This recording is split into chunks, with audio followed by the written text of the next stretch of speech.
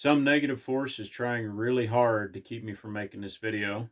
So we are definitely going to make this video today, or tomorrow, or the next day, or whatever it takes. Howdy, folks. I know how to prevent suicide. Seems like quite the claim, but I think at the end of this video, you'll understand that you know how to prevent suicide also.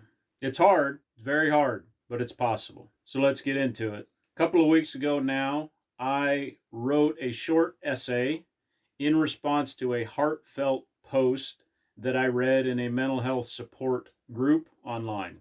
And I want to share that with you today. I know how to prevent suicide. Until humans evolve telepathy and can observe cognition in the same way we observe locomotion and respiration, you aren't able to see that someone is afflicted with suicide ideation. In our current state, by the time we can observe signs of acute suicide ideation, visible distress, it's too late. The window of opportunity before a suicide attack or a suicide attempt is just too short.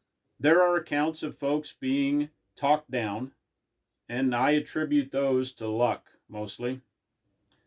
So let's start somewhere familiar. We can observe a physical injury.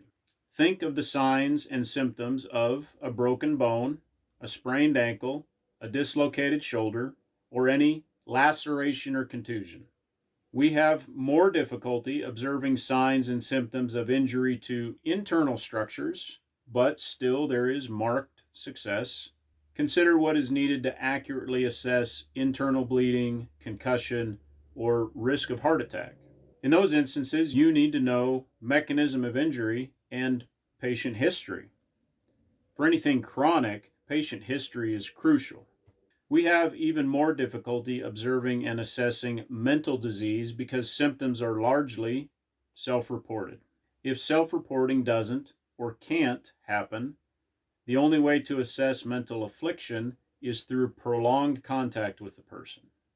So here we get to how to prevent suicide. I think of the solution as two sides of the same coin. On one side, the person with mental distress must reach out. On the other side, the community must reach out.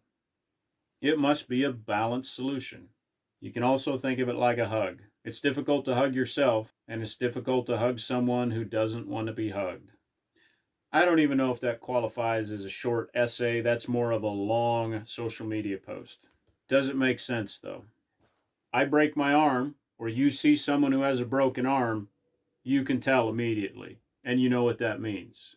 I'm not trying to minimize the complexity of mental distress, but I do think that mental disease is just one level more hidden, harder to detect. And I find it very useful to talk about suicide in medical terms instead of cultural terms. Instead of he committed suicide, he was lost to the disease of suicide. That immediately breaks down taboo barriers and gets us focused in a different direction. Instead of the horror around suicide, now it's a disease and a problem, and we have great success in modern times with solving medical problems. It immediately gives us hope. I am going down an autistic wormhole, rabbit hole, connect the dots thing, so I will try to get back on track.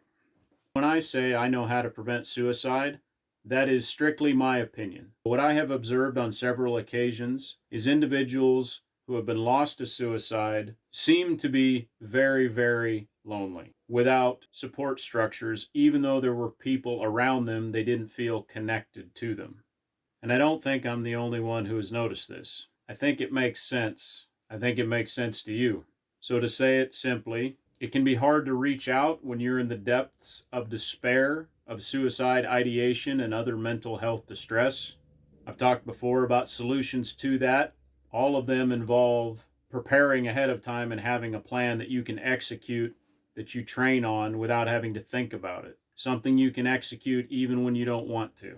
The other half is summed up in the phrase, I don't have anything concise to say on the other side of the coin of this solution. I think today I'm going to stick to talking about reaching out to those around you who are at risk of being lost to suicide is very hard. It can be hard to notice when people withdraw. It usually happens slowly over time. They put up defenses. They may insult you and hurt your feelings in an effort to drive you away or to sever connections. The disease of suicide is insidious in that way.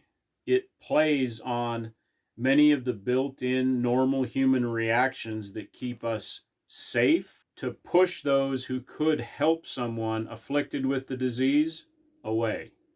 So I guess I'll end with this question. Does that make sense?